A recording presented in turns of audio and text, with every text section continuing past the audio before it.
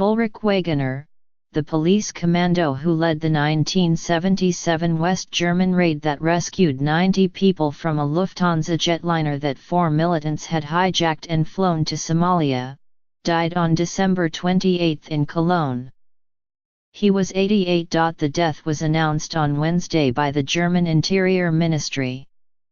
Mr. Wegener was widely celebrated as a hero in a country that tends to avoid the term. The hijacking was one of a series of attacks in 1977 linked to the anarchist Red Army faction, also known as the Baader-Meinhof gang.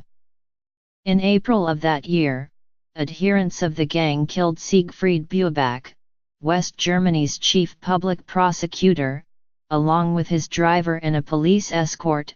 In July, they killed Jürgen Ponto, the chairman of Dresdner Bank, and in September, they kidnapped Hans-Martin Schleyer, head of the Confederation of German Employers Associations, fatally shooting his driver and 3 policemen in the process. The traumatic events, which became informally known as the German Autumn, culminated in the hijacking on October 13 of Lufthansa Flight 181, a Boeing 737 that had departed from Palma de Mallorca, Spain, with 86 passengers and 5 crew members, destined for Frankfurt. Also on the plane were 4 armed militants, members of the Popular Front for the Liberation of Palestine, 2 of them Palestinian, the other 2 Lebanese.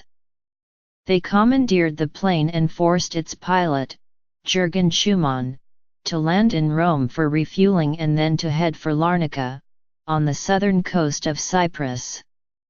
They demanded the release of 11 Red Army faction militants, along with 2 Palestinian compatriots held in Turkey, and a $15 million ransom. The plane subsequently landed in Bahrain, Dubai, the United Arab Emirates, Aden, Yemen, and finally Mogadishu, the capital of Somalia. Meanwhile, the West German government had authorized Border Protection Group 9, the elite anti-terrorist squad commanded by Mr. Wegener, who was then a lieutenant colonel, to storm the aircraft. The unit, also known as GSG-9, was created after the September 1972 attack on the Summer Olympics in Munich, when Palestinian militants kidnapped 11 Israeli athletes.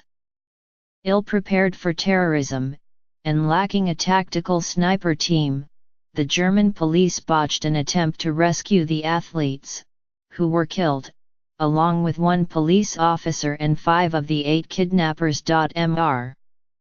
Wegener, who at that time was a federal police liaison officer for the German Interior Ministry, was subsequently assigned to create and lead what became GSG-9, working with Hans-Dietrich Genscher, the West German Interior Minister. The Germans received help and training from Britain, Israel, and the United States, among the few countries at the time with specialized counter-terrorism units. During the Lufthansa hijacking, Mr. Wegener was flown to Dubai, where he requested and was granted permission from the government to storm the aircraft with his commandos.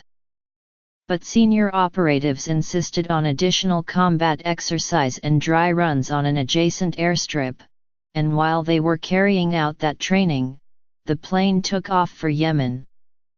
There, the militants executed the pilot. They then forced the co-pilot to fly the jetliner to Somalia. As the West German Chancellor, Helmut Schmidt, held discussions with Somalia's president, Mohammed Syed Barre, Colonel Wegener's commandos quietly flew to Mogadishu, under the direction of Hans-Jürgen Wisniewski, the minister designated to deal with the crisis. The militants were falsely told that their comrades had been released. Around 2 a.m. on October 18, Somali soldiers lit a fire 65 yards in front of the jet, creating a diversion. As the hostage-takers entered the cockpit to see what was going on, Colonel Wegener and his commandos stormed the aircraft. Over the next 7 minutes, 3 militants were killed and the 4th was wounded. 3 passengers, a flight attendant and a commando were injured. But all 86 passengers, along with the 4 surviving crew members, were saved. Later that night, 3 members of the Red Army faction Gudrun Ensslin, Jan Karl Raspe, and Andreas Bader were found dead in their cells, having committed suicide, and Mr. Schleyer, the abducted executive, was murdered. Mr. Schmidt later said that he would have resigned if the operation had failed. Mr. Wegener continued to command GSG-9 until 1979.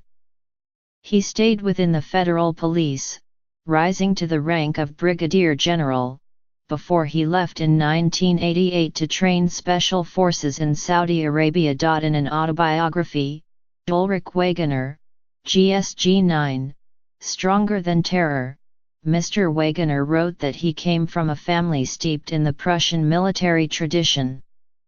He was born on August 22, 1929, in the village of Jüterborg in the eastern state of Brandenburg, the son of an army officer. He was conscripted as a teenager into the Battle of Berlin, which fell to the Soviets in 1945, ending the Nazi regime and Germany's involvement in World War II.